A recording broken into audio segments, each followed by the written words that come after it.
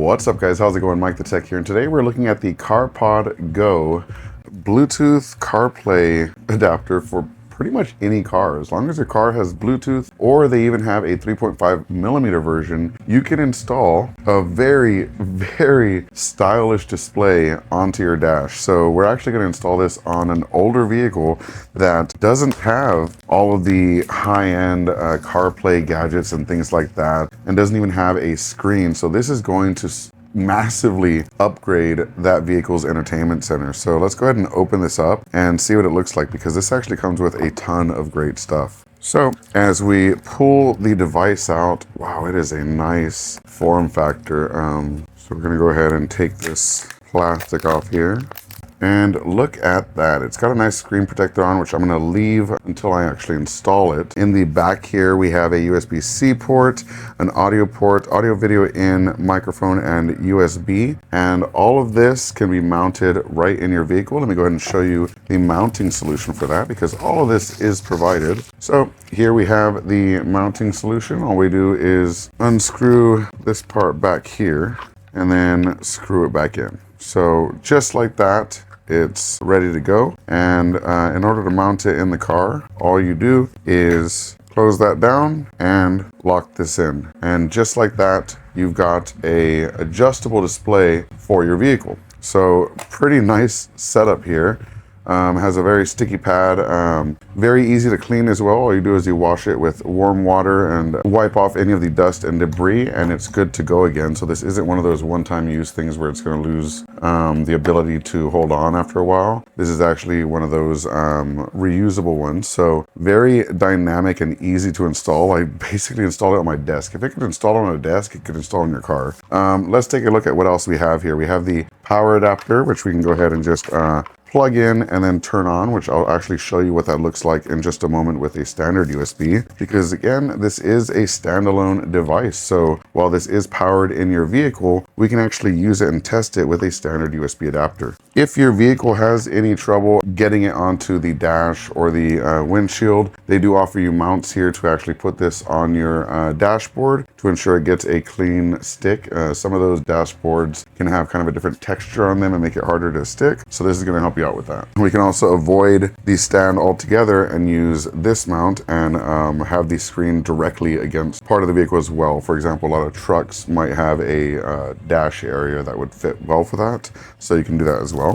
And they give you a ton of different mounting options for stuff like that. Looking through the rest here, we do have a backup camera. So let's go ahead and open this up. And right here, we've got the backup camera. This just installs right on the back of your license plate. And they offer the mounting hardware for that as well, with both three-sided 3M tape and some screws to ensure that it stays in place. That's going to be a fun feature to have on the vehicle for sure. That plugs in to the back of the screen here. So you would plug the camera into this one, and then in the back of the screen here, it just plugs right into the AV receiver so that it can receive the camera input. So you can route this however you'd like to get to the back, or if you don't need the camera, you don't even have to use this part because it will work completely standalone as well. If the backup camera has any issues with current, or if there's an unstable voltage in the vehicle, this is actually included to regulate the voltage and clear up that signal. So they've really thought of every potential use case here, even on older vehicles where the current might not be as up to date as some of the new electric vehicles and things like that. They ensure that it's going to work properly. Continuing through with what else is included. And this here is actually a Bluetooth adapter. So you plug this into your vehicle's 3.5mm port and power it up with USB, because this is actually a USB adapter.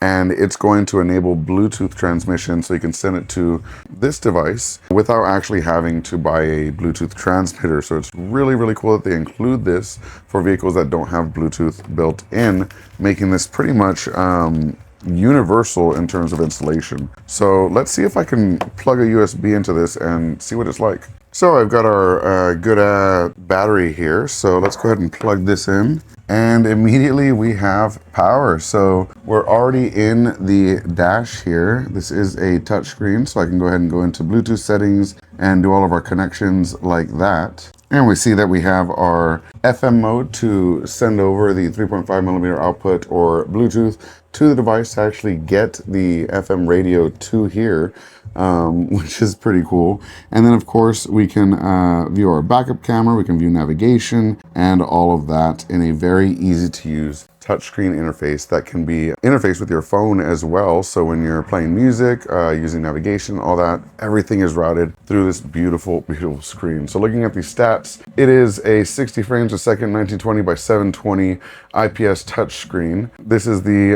Bluetooth mode and supports steering wheel controls on most cars, and supports 60 frames a second wireless CarPlay from your phone. So pretty much anything you would be able to do on a modern entertainment device on a vehicle, you'll be able to do on this as well. Absolute solid device from CarPod Go, and a really good deal too when you consider everything that it actually does. So yeah, definitely check them out. I'm gonna make another video installing this and showing what it looks like in my car. Actually, I think I might install it in a truck and go from there. Thank you so much for watching. Peace.